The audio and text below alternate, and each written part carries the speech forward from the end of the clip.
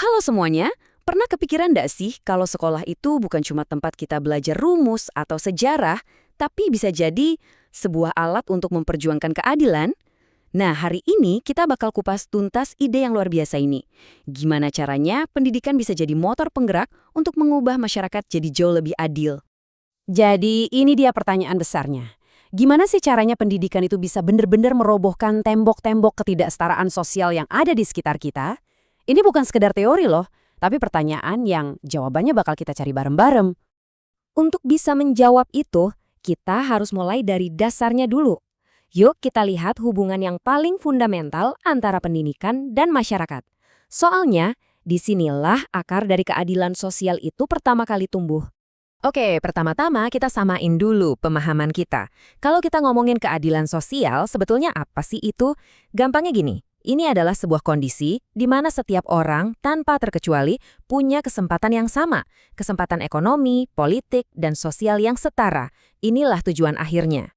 Nah, disinilah cara pandang kita soal pendidikan jadi berubah total. Pendidikan itu bukan lagi cuma soal transfer ilmu ke kepala satu orang. Tapi pendidikan itu adalah sebuah alat kayak tuas gitu yang bisa kita pakai secara sadar dan aktif untuk ngebentuk masyarakat yang lebih adil buat semua orang. Oke, konsepnya udah dapat ya. Sekarang pertanyaannya, gimana cara kerjanya di dunia nyata? Nah, salah satu kunci terbesarnya adalah multikulturalisme, yaitu dengan merangkul keberagaman yang ada langsung di ruang-ruang belajar kita.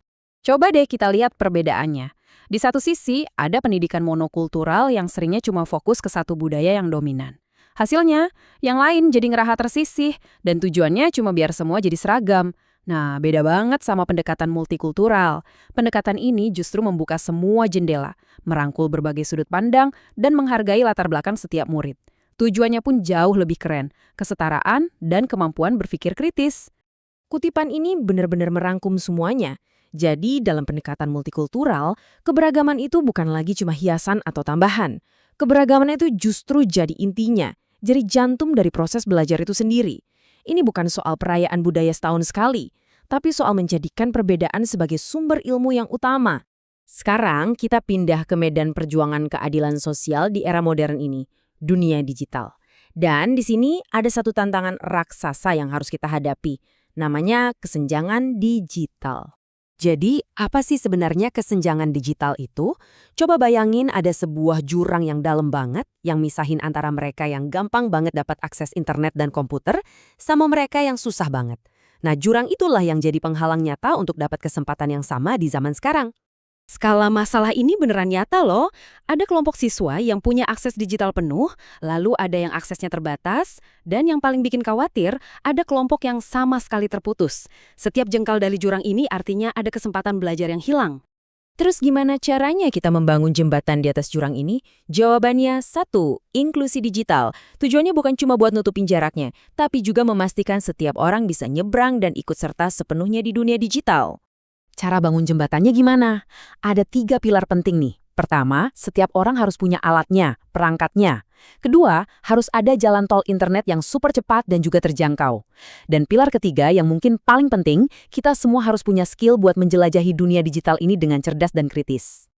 Oke, kita udah lihat fondasinya, udah lihat kekuatannya lewat multikulturalisme sampai tantangan modernnya. Sekarang, yuk kita tarik benang merah dari semua ini dan coba renungkan. Sebenarnya di mana sih posisi kita masing-masing dalam semua ini?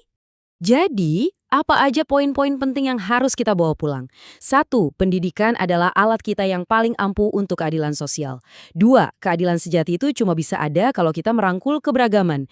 3. Di era sekarang, kesenjangan digital adalah musuh besar yang harus kita lawan. Dan yang terakhir, semua ini bukan cuma buat dibahas, tapi panggilan untuk kita semua buat bertindak. Dan ini membawa kita kembali ke kamu. Kita sekarang tahu bahwa pendidikan adalah alat yang sangat kuat untuk menciptakan keadilan. Pertanyaan terakhir, dan yang paling penting adalah, kamu mau menggunakan alat ini untuk apa?